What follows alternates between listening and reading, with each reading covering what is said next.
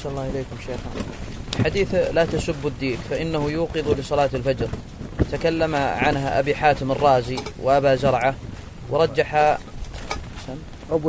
وأبو زرعة ورجح طريق صالح بن كيسان عن عبيد الله بن عبد الله بن عتبة عن زيد بن خالد مرفوعا، وهذا ترجيح لأحد الطرق بغض النظر عن باقي الطرق.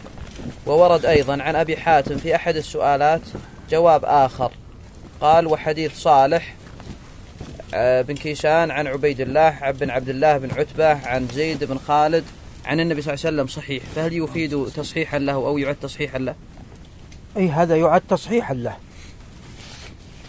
هذا يعد تصحيحا له. وهذا الإسناد الذي رجحه رجاله كلهم من الثقات المشاهير، فهذا الحديث صحيح.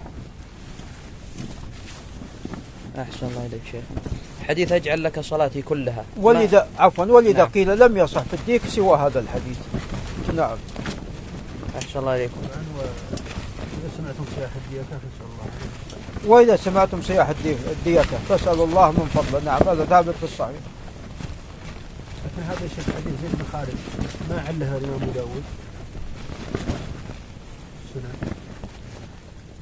والله يا أبو سلطان لعل في بعض طرقه.